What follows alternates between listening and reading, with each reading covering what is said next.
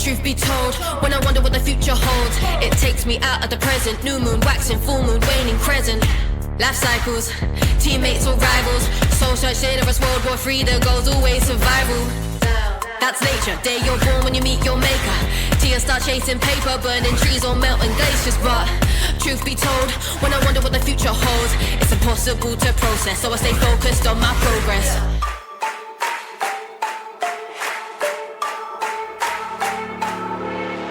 And welcome to another episode of Triple Captains. As you can see, there's two of us here today. One of our soldiers, captains, Hots, unfortunately couldn't make it today. So, Hots, hope you're well and good. The two of us today will soldier on and power through the show. Before I announce my fellow captain here, please people remember to like, subscribe, share. Definitely, please subscribe. It means a big amount to us. So take 2 seconds to press that button and subscribe and give us some love. So let's start with you, Mr. Ark. How you doing, sir? Yeah, I'm all right. Interesting game week. Obviously, it's a quick turnaround. So we are here. Probably have a bit of a different feel to the show, but yeah, it was a good game week, I guess, from the perspective of some of the results that have happened and what they mean to the actual league. But FPL wise, could have been a bit better for me, which I'm sure we'll get into our teams.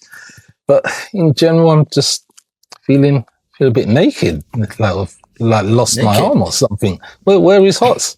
It's a weird one. Yeah. Well, I'm sure you know. There's no center of the screen now, is there? I mean, for viewers watching this right now, I mean, actually, Hots and I drew this week, which second draw of the season. So I probably would have been hosting anyway, I guess. But yeah, we will kind of give him a little salute for being a joint top this week.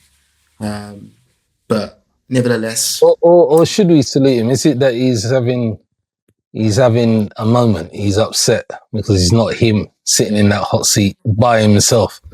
You know, he's always upsetting at Hots. You know what I mean? So like, yeah. Well, this is true. This is true.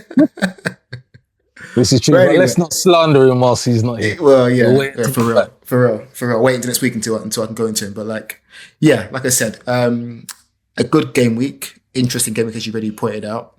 I guess let's start from the beginning. Like, let's get into the teams and see how we all cracked on. You are unfortunately bottom this week, Ark. So we'll start with you. Yeah. I won't be disingenuous like you and talk about it only being a few points, etc. But yes, this week I'm not horribly upset with what has happened. I think I've ended on a green arrow, but it's only 3 points above the average. As many of you will know, I'm on a strategy where I'm trying to ensure that I'm 5 to 7 points above the average each week. So from that perspective, I'm slightly frustrated. I'm even more frustrated as one of the players that I've got, I brought him in as a time constrained punt per se. So I brought Madueke in because of the injury with Saka, and also because we know that there's a double game week coming up. He played 60 minutes, but he hasn't got his appearance points or the clean sheet bonus, which has upset me. Although that wouldn't have made it that I'd made it into the middle. It's just that when you're where I am overall rank, every point counts.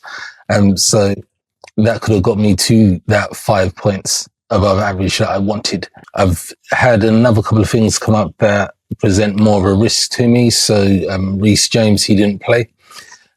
So as you've known over the past couple of weeks, I've battled with him being a risk for me from a minutes perspective. Sometimes he has come off, but I think we've got to the point now where he's a bit too erratic. So I'm going to have to do something about him. Outside of that, everybody else relatively performed well and returned something for me. So yeah, there are a lot more positives than negatives. However, there are two areas that I feel, yes, James being one of them that I need to tackle. The other one that I need to tackle is Enzo. The reality with Enzo is that with Palmer being more out and about and in the team, that takes away some of the routes to goal for him. And that's a big impact. For me, his baseline floor is not high enough for me to say, yeah, it's valuable me keeping my money in him. So I will probably be on the lookout for somebody else in and about that range to come in. That's also guaranteed minutes. But that's it from me, I guess. It's interesting you mentioned Enzo, because remember last week Hots was grilling me on why I didn't put assets from Chelsea into my team, and I mentioned, the reasons why, and I think with Enzo in particular, it was the fact that Palmer was that issue, because I think a lot of his points is because of set pieces and penalties. That's why he's such a good asset, right?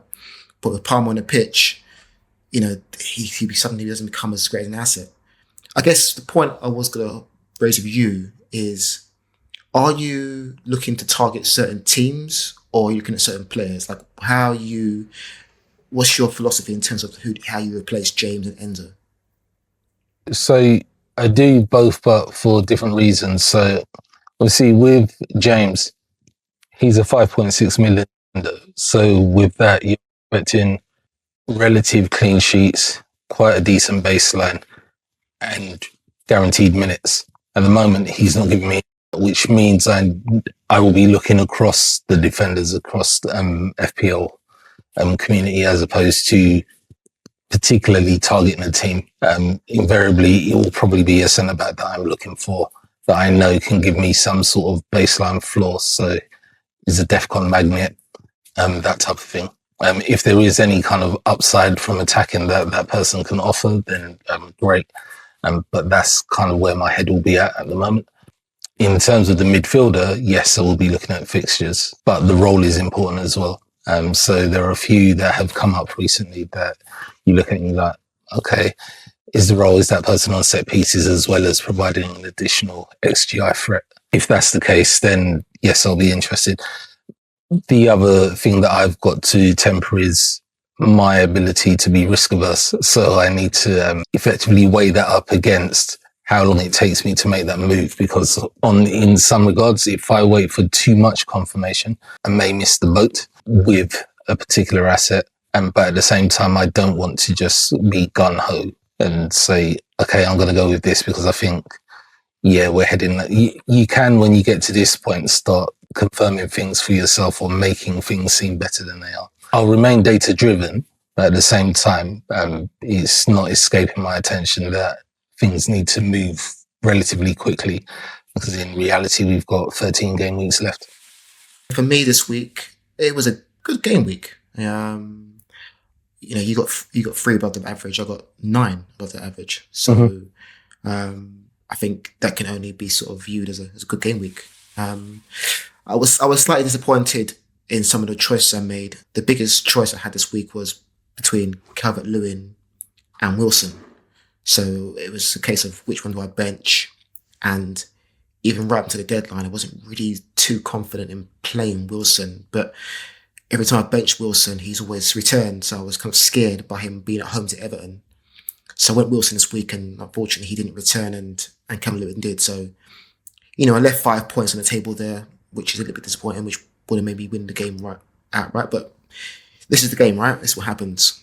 Otherwise, it's been a good week. Slightly sort of upset with that sort of penalty from Haaland for a number of reasons. One, because I'm an Arsenal fan, but also, at that point, I was still doing well with the captain choice with Brewer, and I think now Haaland has just outscored him by a point. So that was a tough one to swallow, because I don't think Haaland deserved to get those points. So he did. He should have got more as well. Well, what Slobberslide was doing. Slobberslide, you are my hero. Yeah, you are my hero, bruv. That pullback, I was like, no, but I think. But you know what is funny is that pullback had lots of ramifications, because I think that's the only reason why Haaland actually outscored Bruno, because that pullback meant that Slobberslide was removed from the bonus points, and ultimately Haaland got, which crept it up for him. So yeah. I'll take the small victory, although yes, from an Arsenal standpoint, I couldn't have cared less what the result was. I just wanted Haaland to score from an FPL standpoint. But yeah, I mean, we could talk about that result. It's obviously galvanised many people. Like you could hear the City boys talking about it afterwards and so on. So I would imagine that some of their opponents that are coming up are going to be pasted rawly. But, you know, it is what it is. Otherwise, my team functioned pretty well. Obviously, Arsenal got a clean sheet, which I think at this point, a lot of people have 2 Arsenal assets at the back, or at least one. So I think that's something that I think most FPL players probably want to have at this point, is to have 2 defenders from Arsenal. So that was quite good. Man United, I spoke last week about it being a confirmation game for their assets. That was a game I looked at really closely this week. So yes, Bruno done great for me, but you know, people like Ahmad, Bomo and Cunha as well are now sort of at the forefront of my mind going forward, because they rolled in right now and they looked good going forward, created chances. So yeah, good game week. Happy where I am this week, but lots of things to think about going forward. So of course, this is a double game week coming up, and it seems poignant to guess speak about this game week and talk about how we approach these kind of game weeks. Obviously, it's a small one this week. It's not the big one, which was coming later after game week 31. But nevertheless, it's an opportunity to potentially play chips, an opportunity to target certain assets.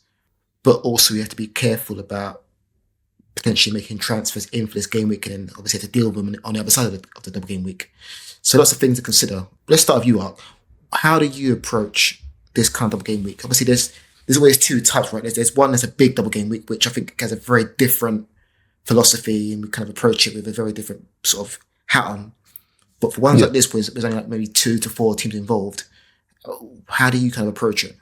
With double game weeks, I always feel like they're a bit of an illusion anyway. They are an opportunity, but they can be an illusion, because the reality is there's rotation risk increases. Like, the minutes are not necessarily going to be as steadfast as they would be in a single game week. And there isn't as much certainty, I guess.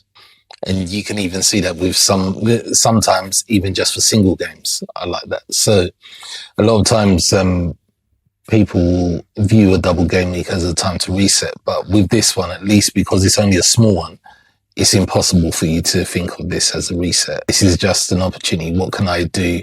It's like going to a buffet and you're just going to pick a few hors d'oeuvres, right? And you're hoping that, that will be the cherry on the top of the single game week players that I've got as well.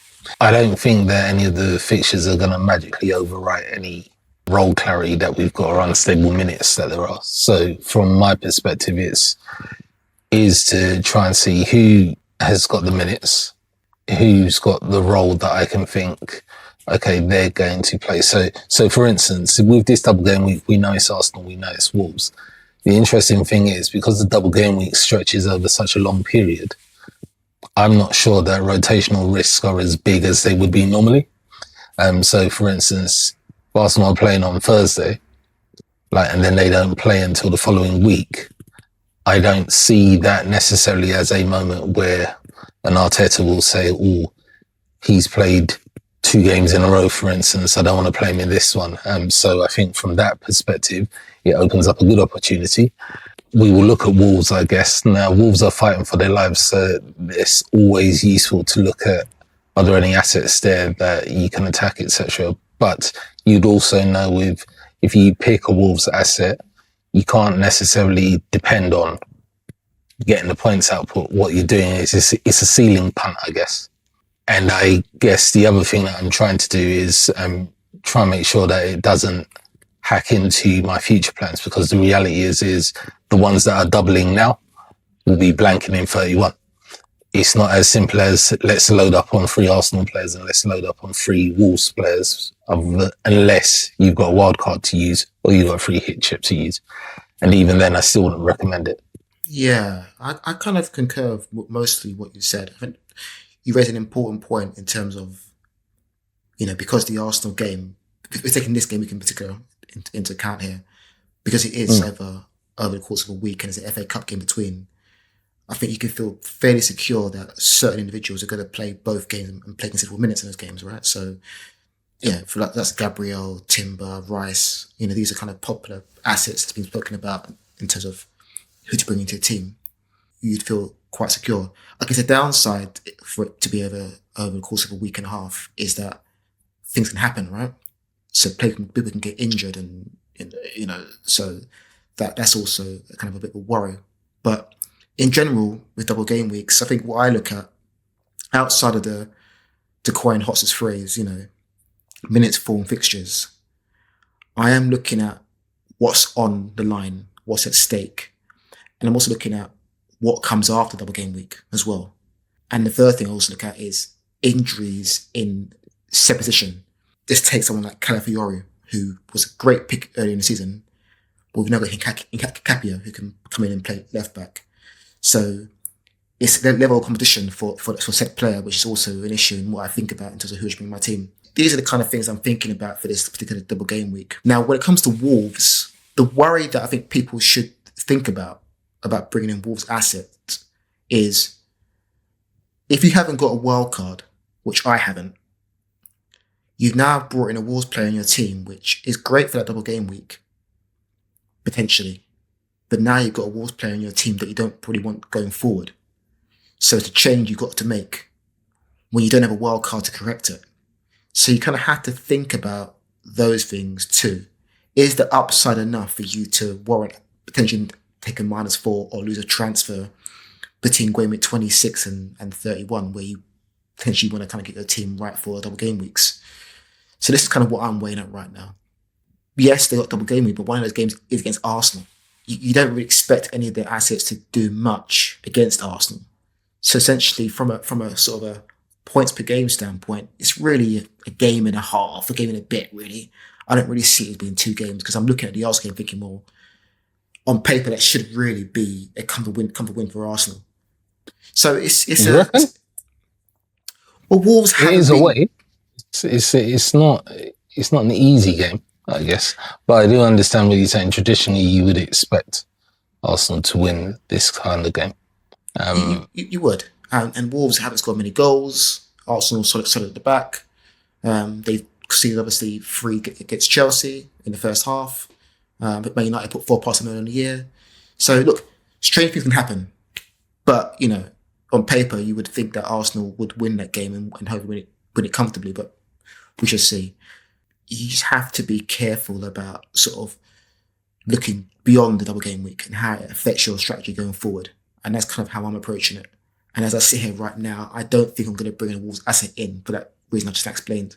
Because it's not really worth it. I've got to be mindful of the changes I make between now and game 31. Yes, Arsenal assets are great, but Wolves, just be careful. Obviously, one of the games that Wolves is playing, which we'll get into, I guess, is against another relegation struggle, right? Which means there is potential there. The issue is understanding whether any of the assets that Wolves have got, are they actual assets or are they just a nice narrative? So, for instance, we know they have Mane, right? That everybody is talking about. Everybody is excited because he's a 4.5 million striker. That's guaranteed minutes, right? But does the rest of his supporting data add up to, yes, he's somebody to pull in for this game week? I'm not convinced that data does. And then looking throughout the rest of their team, it's where would you go for an asset type scenario? It's not very clear to me. Arsenal is interesting, as you say, because of the competition for the spaces rather than necessarily rotational risk. When I say rotational risk, not necessarily minutes risk as opposed to rotation. As we're seeing at the moment, Arsenal are rotating a lot. So people that you'd be expecting to play the most of a game are being subbed at 60 minutes, for instance, or not coming on until 25 minutes left, that type of thing. And fair play to the way that they are doing things. They're taking benefits of that and their subs are doing really well. But it does make it difficult for approaching a double game week in order for you to say, okay, who are my guaranteed minutes here? So I guess it comes back to what you were mentioning about having double Arsenal defence, that type of thing. But then also, if you go double Arsenal defence, are you going to be very reliant on clean sheets? Now, the reason I say that is we have one Arsenal defender that we know we get more out of. So you've got DEFCON from Gabriel, you've got his ability at set pieces and so on. The other Arsenal defenders, you don't necessarily get that from. So they are clean sheet reliance. So if Wolves get a plucky goal, for instance, then suddenly that gamble that you've made, it's not where you need it to be. But again, these are the decisions that we make, right, to climb that overall rank. What is the bigger risk play here? Let's talk about Arsenal, right? So you mentioned Arsenal obviously are the best defense in this league, right? So Yep. I think most people are probably going to have at least two at the back for Arsenal, okay? Because that seems to be the sensible play for the double game week, given that Arsenal's strongest asset, I guess, is their defense over their offense. I'm not saying the offense is bad, but I feel like you're saying that I'm not being sensible, Guffs, because I don't have two Arsenal defenders. No, I'm not saying. I'm not saying at all. I'm just saying, what is the bigger risk play here? Because I'm sure there are people watching this show and watching other shows right now who are thinking about what should be their three Arsenal assets, and some will go with three at the back, some will go with two at the back and one in midfield, and some like yourself might go one at the back and two midfield. So I'm interested to sort of see, like, if we had a sort of a scale in terms of like risk, what would be the kind of more safe approach with Arsenal specifically for this game week? I think the safest approach for Arsenal specifically for this game week would be the two defenders and one midfielder, and that one midfielder likely being Rice, for instance. So you've got guaranteed minutes, you've got set piece threat, you've got the potential for a goal, but what you've got is a high baseline, because that's all you can really look for out of this game week, because it's a small one. If it was a game week where you've got 3 or 4 other teams involved, then that's different, because you'd be looking to, well, where can I attack it? Where can I attack the fixtures? Arsenal, this one's interesting because both fixtures are away, right? So, and we also don't know about some of the people that are injured that are out, if they're going to be back in time, etc. Because of the quick turnaround, we probably won't see press conferences quick enough before we start making decisions, or not quick enough for us to talk about on here, probably on our individual online accounts, etc. But yes, the risk averse play would be your two Arsenal defence, whether that be goalkeeper and defender or two defenders, and a Rice. If you were really thinking about possible upside, etc., maybe your midfielder could be a Trossard if he's not injured, or an Eze, etc. Or like me, go for something where really it's a ceiling pick. It's guaranteed minutes. Well, I thought guaranteed minutes until they decided that 60 minutes weren't enough for him to get his 2 points.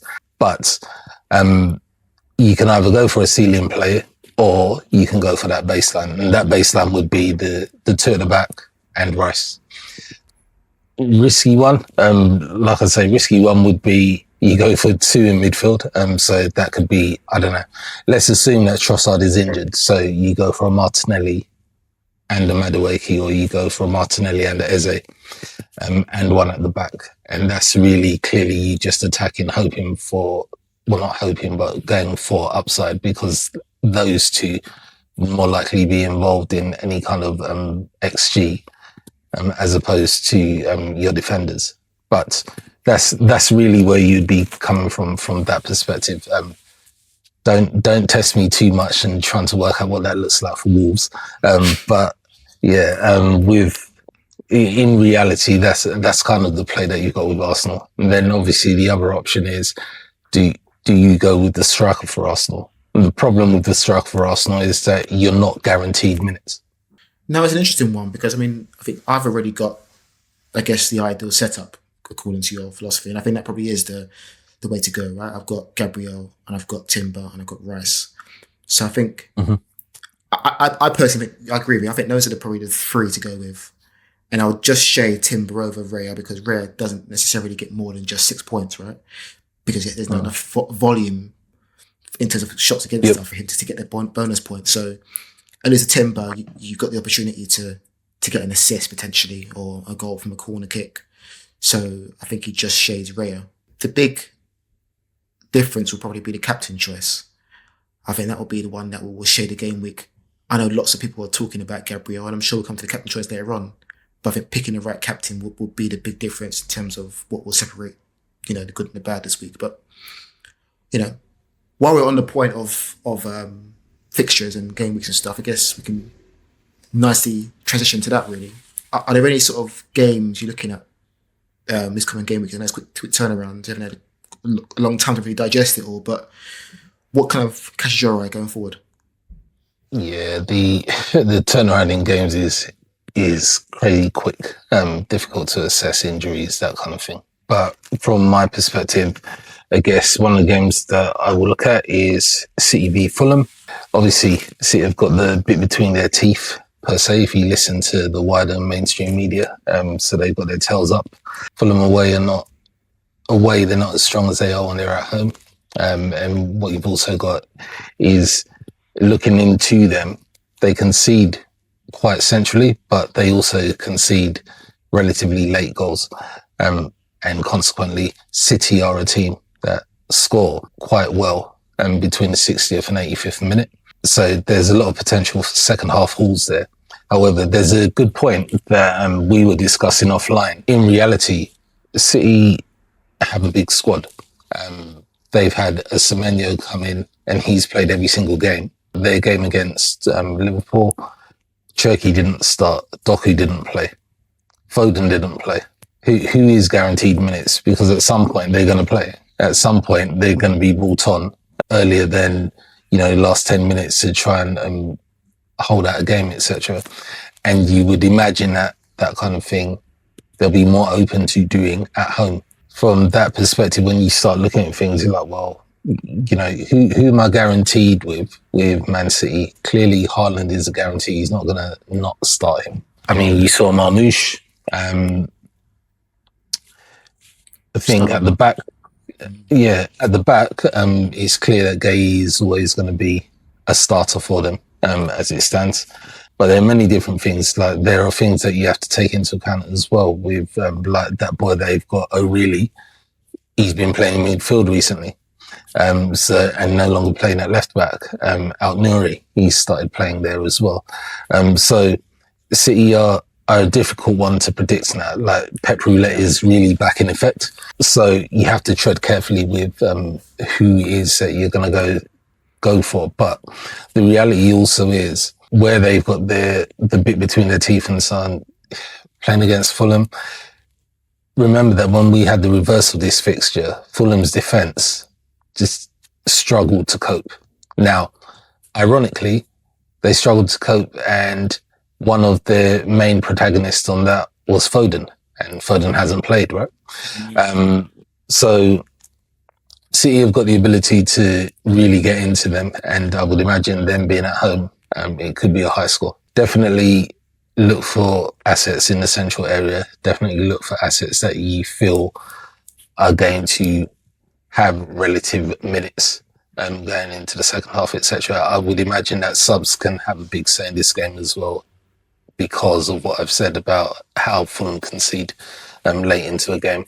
So yeah, it's a very interesting game. I would be shocked if City don't come out of that with a good plus point on their goal difference. Yeah, I agree. And I think another player that you didn't mention was Reinders. He's another one who I think he played in the game at Craven Cottage and got a goal, I believe. So he's someone who can potentially come in for O'Reilly playing at midfield 3. So yeah, I agree. City is a dangerous one if you are holding, a Semenyo in your team, for example, or you're holding a Shirky or whatnot, or an O'Reilly, which I know he was quite widely owned earlier on in the season. I'll be slightly nervous going into this game because we know what Pep does, right? Pep's not scared of rotating his team, and they are at home. I think he feels a lot more secure at home in terms of rotating his team around. So. Yeah, I mean, the game that I want to sort of focus on first and foremost, I guess, is West Ham and United game. That's a really interesting game to me. Two teams with very informed players. So we've got Somerville on West Ham's side, who is sort of gone under the radar a little bit, I might add. But he has scored 4 in a row now, and I quite like him as a player. And I think he's only valued at £5.6 million. So he's someone to definitely watch out for at his price point. Do I see him continuing this streak for much longer? No. But he's someone that has always been quite lively with West Ham during their drought. And, when you score 4 goals in a row, you've got to pay attention to that. No, I think he's a very good asset. from a West Ham perspective because of his role that he performs under Nuno. He's just grown and grown and grown into it. So he pops up in lots of different spaces. Like in terms of the eye test, like he's definitely a busybody that you think him and Bowen, they've got equal opportunities to score. Like it's going to be one of them that has an effect on something. And as you said, at his price point, it's very rare to have somebody at his price point that is in form scoring a couple of goals at this point in the season, because usually most people have already jumped on the bandwagon, etc. Yeah, I suppose it comes back to one of the things we talked about recently, ugly ducklings, right? He plays for an ugly duckling team that is struggling, so automatically people are not thinking about, oh yeah, let me get this person in or let me get that person in. I think it's an interesting one because I think a lot of people have Wilson right now, right? Who is valued at more than 6 mil. So I think he's an interesting pivot for some people, right? You can save some money and get a player who's in form. Wilson's playing against, Man City. So, it's something that I think we should be looking at in terms of, people that kind of track price changes. That's one that I think we should kind of keep an eye on. Man United assets. Careful, you'll wake up Del Boy. You'll probably make an appearance on the pod, right? Be like, yeah, price. Yeah, I know. But Man United assets, there's a few. And I think the obvious ones, Bruno is someone that you need to have in your team. If you haven't got in your team at this point, then what have you been doing, quite frankly? He's hauled in 7 of his last 8 games. He got 10 points. He's not highly owned, though, That's crazy to me. That's the most interesting thing. Like, I think going into this weekend, he still wasn't owned by more than 35% of the game. Which is nuts. Although his price is going up on a almost every other day basis. Well, he's 9.8 now, I believe. So he's he's hauled in 7 of his last 8 games. So he's definitely on fire. Obviously, I mentioned last week, if you didn't see last week's show, he's on penalties, he's on free kicks, he's on corner kicks, he's playing higher up the field. Man United are in form. Won the last 4. He's generally central to a lot of their chance creation. So he's someone who, you kind of need to be thinking about having your team. In Boma, obviously, he scored 3 in his last 4 and playing up front. I think he had a slight knock against Tottenham, but I think he'd be fine. But he's someone who, is again a very important cog in their system. And another person I would like to mention as well is Casemiro. I mentioned Casemiro because West Ham are one of the worst teams in the league from corner kicks and set pieces. And Man United are one of the best. I think they're second in the league in terms of goals from set plays. So I think that's something to watch out for. Casemiro is pretty good on sort of balls into the box from corners. So watch out for him. And he's at a good price point. I think 5.6, 5.5 million. And he plays a lot of minutes as well. That's a game that I'm looking at. Again, it's another confirmation game. But, we mentioned in the last game against Man City where we sort of said that there's rotation issues. There is a slight chance that Sesko could play, right? He's been coming off the bench recently. And will the manager, Carrick, keep rolling with the same team? Or will he look at this as an opportunity to maybe, give Sesko a start in this game? And then if he does, would it mean like a Cunha goes to the bench or an Ahmad goes to the bench and Mbeumo goes to the right? So there's a slight risk that may happen if you are thinking of bringing these assets into your team for a bit of context and balance. I've also been looking at Nottingham Forest v Wolves. And the reason I've looked at this is obviously I'm trying to see and identify if there are any kind of assets from a Wolves perspective that can be looked at here. And also in reality, this is the game where you would assume that most of their points for any asset they've got would come from. So the issue you've got with this game, I guess, is like it's a 6-pointer, as they say.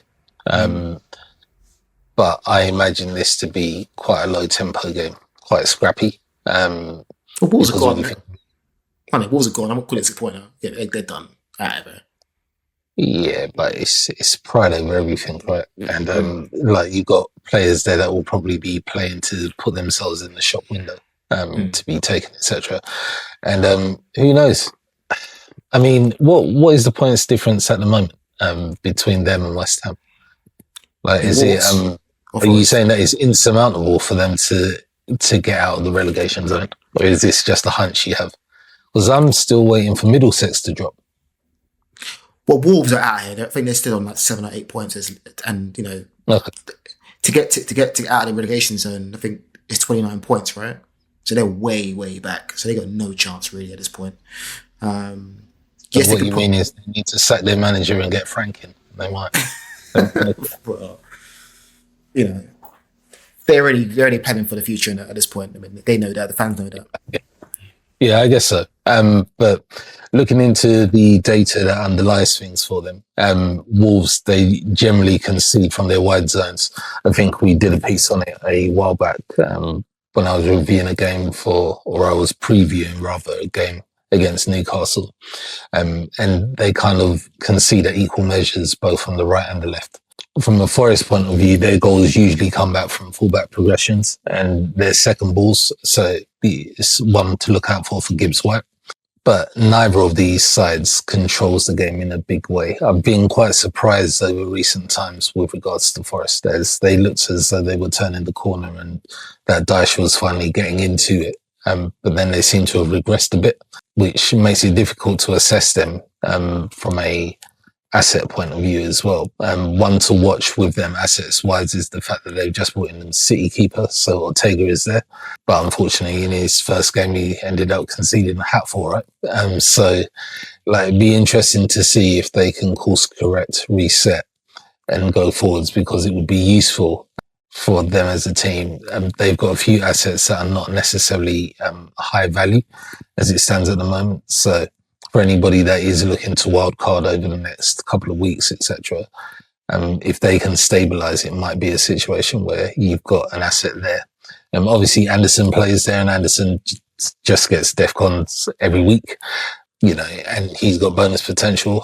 But if you were looking at this game, what you'd really be looking for is, oddly, the keepers, because you can kind of look at it for save volume from the, and that might get them creeping up the bonus points, etc. Like if you go for anybody attacking in this fixture, outside of your Gibbs White, etc., it's more that you're chasing rank and you're punting, because there isn't much data in order for you to say, well, yeah, I can confidently put forward this asset. Like I said, I think that it's probably going to be a scrappy 1-1 or a 1-0 either way.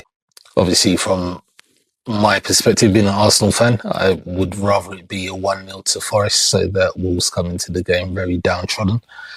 But for me, it seems it's one of those games that I'm sure nobody's really going to watch. That said, it will probably end up 3-3 now, right, or something along them lines. But yeah, it's definitely not a ceiling game, and I think your defenders and keepers are what will get you some points here. Yeah, I agree. I think it'll be a low-scoring game. I do think, in a weird kind of way, that defeat to Leeds might intensify the team talk for Dyche going into this game, and I think he'll be definitely telling his team, look, this is a game we have to win. We've got to kind of stay focused here. So from an FPL standpoint, I think Gibbs White is obviously one to look at, because he's always going to be behind anything they do going forward. But I also think a player to look out for is probably Aina. I think last year he was so good for them. Obviously he's had injuries this season, but he's someone that could have some high upside in this game, particularly if they get a clean sheet. Aina does go forward and can overlap.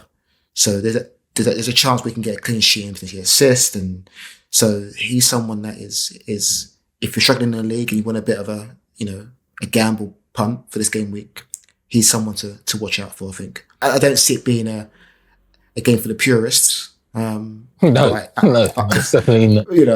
But I expect I could see a scrappy 1-0 Forest, 2-0 Forest sort of game.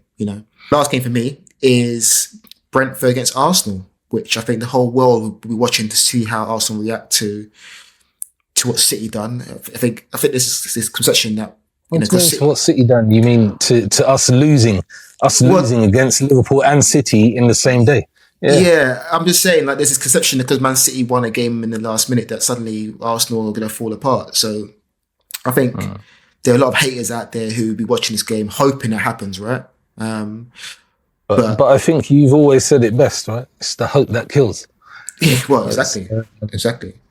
But Brentford are a good home team, so I'm not going to have any sort of to come out there with just whatever victory you've got to be happy with that, because Brentford are one of the strongest home teams in this league. But it's an interesting game because both teams are pretty good on set pieces, right? Brentford, are very good from long throw-ins. And they've also got the kind of threats that can hurt Arsenal, right? Arsenal, who are ball dominant, are the kind of team that could be susceptible on transitions. So, and Brentford obviously thrive in those areas. So it'd be interesting to sort of see who gets the first goal and how that kind of affects the rest of the game. If Brentford score first, and I think the game is set up quite well for them. It's going to be a tough day for us, but I think this will be a tight game. But I think, in terms of assets here, you're looking at probably, for obvious reasons, double game week, you wouldn't obviously Arsenal, as we mentioned before. But in terms of like full potential, Havertz obviously seems to be back in the rotation. At the moment, Odegaard is injured or has a little knock.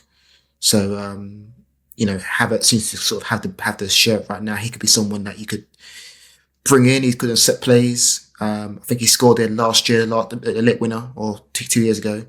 So he's got good form there. And I'm a person that believes in, patterns and history. We'll see how it goes. But what's your thoughts on the game? Proxy for the hope of what's happened before to happen again, yeah? Do you know what? I do believe in certain players have, a good feeling from previous games and come into the game with extra confidence, and it does transcend. So, Havertz has scored it before. Narrative manager, yeah? Yeah, I'm putting it out there in the ether. But what's your thoughts? Yeah, I think Brentford are dangerous. They've got the one good thing is obviously there's not a Sade playing against us, but then that means that we've got Lewis Potter to deal with, who's also got Altara to deal with, and Altara's in form. Yeah. Thiago, he's much maligned, but I've kept him, and I've kept him simply because his conversion rate is high. Once he gets himself into a shot scenario, and he's on pens. So these things are always a worry. He's good in the air. Coyote is going to be a problem because his throws are like him taking a free kick into the box. It's a dangerous fixture because they press high, they can get at you, and because they are such a transition-based team, if they turn you over a couple of times, you could be quickly 2-0 down, like before you know it, type thing. And I know I've said this before, but Arsenal's Achilles heel is set pieces from a defending point of view. There's so much that is in the media about what we do offensively from a set piece perspective. But last year, set pieces was how we conceded most of our goals. And this year, there have been times that we've looked very unsteady. It's definitely be set to be a tough game. It's just, what do we do with any kind of injury returns, etc. For me, if I was the Arsenal manager, I wouldn't view this as a game for Odegaard to come back to. But he is a club captain, so who knows? I guess that kind of puts us nicely onto the next section, which is obviously captain choices. And you'll see on your screen right now, these are those sort of projected points of, which I know some of you might be thinking, like, really? But yeah, these are the actual projected points going forward for some of these players. You can even see from some of those projections, they're really based on the fact that it's a double game week, right? So yeah, of course. Full process is that, a Gomez, for instance, he might be able to score or he may assist, etc., which brings him up. And with any of these predictors, they're just like when you're looking at betting odds, right? They change. There are different variables that come out, etc., that change those things in and around. So they're more just a starting point for us to look at in terms of, okay, what is everybody thinking captain-wise? I mean, from your perspective, Guffs, I'm assuming that you're very much all-in Arsenal from a captain perspective. Yeah, I think that's a smart play. I think that's a percentage play. Is the captain an Arsenal player? Yes, they are playing 2 games away from home, and I think any away game in this league is always tough, right? But, Arsenal, are strong on the road and have been in the last few years. So I guess in terms of who my pick will be, I'm deciding between 2 people, essentially. The first choice is the obvious choice, which is Gabriel. who I think will be heavily captain this week for obvious reasons, as you mentioned in the show, with his ability to keep clean sheets, DEFCON points, and also to get goals from set places. So that seems to be the strong choice. Because I am chasing a little bit, I'm more inclined to go in a way, and the way I'm probably going to go is Rice for this captain's, and I'm probably going to go Rice because I think in terms of the assets that people will hold from Arsenal will be split. There will be some that will go with 3 at the back and some that will go for 2 and 1. And I think that even the ones that have 2 and 1 have the Rice will probably go Gabriel. All it takes is for a silly little goal to go in against Arsenal and suddenly one of your clean sheet potential's gone, right? So I think that the risk is quite big for Arsenal. These are the kind of games that Rice does do well for us in. So I'm going to go Rice this game week. I think that assessment is good. But ultimately, a midfielder not conceding is only 1 point, right? But the potential of his assists and even him getting into the goals is greater. So yeah, from that perspective, it's good. But I also look at this double game week because it's a mini one. It's similar to the conversations that we've had around when you triple captain and so on. Triple captains, the biggest hauls have come from single game week players rather than double game weeks because of the risks that you have around minutes. And it could be the same scenario now. You've got, like we've been talking about, City bright-eyed and bushy-tailed at the moment. So the assumption would be that Haaland will be on one. I guess you can even say you could see that he's really on one from even how he was trying to get in for that goal. Like he was tearing at it like a complete madman. It's quite funny that it's actually one of his good friends that pulled him back and then he pulled back and so on. To be fair, just a cheeky mention, I do think that VAR is diabolical. Like it should have just left it. Like it should have. Like there's no need for Sloboslyk to be suspended for a game. Like it wouldn't have hurt for it to be left, but the ref got put into a position where there's nothing that he can do, right? Because VAR has actually outlined, well, you know, you let that go, but you can't let this go. Whereas we know that if this was 5 years ago, for instance, that would have been fine. It would have gone through. I suppose the other side of it is that Sloboslyk shouldn't have bothered to do that because he should have known that he's on the yellow. So if I hold this guy back like this, I'm going to walk. But you know what? I don't care. It's Liverpool. They're a team that I've always hated for many, many moons. Oh yeah. Not very professional, but yeah, they're one of my bugbears. Like there are not many teams. Them and Chelsea, they get on my wick. I don't really.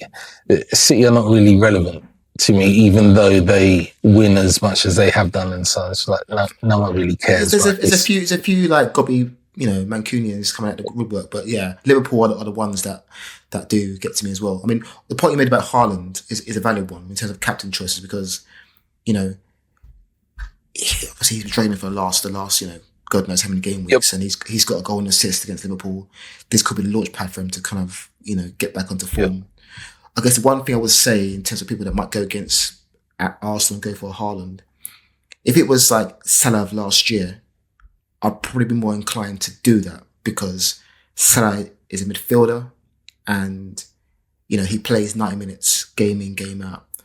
The one reluctance I have in terms of going with Haaland, albeit he could get a couple of goals against Fulham, is that if he does go and get a few goals and they're cruising the game and they're winning 3-0, then will he keep him on the pitch for the whole game?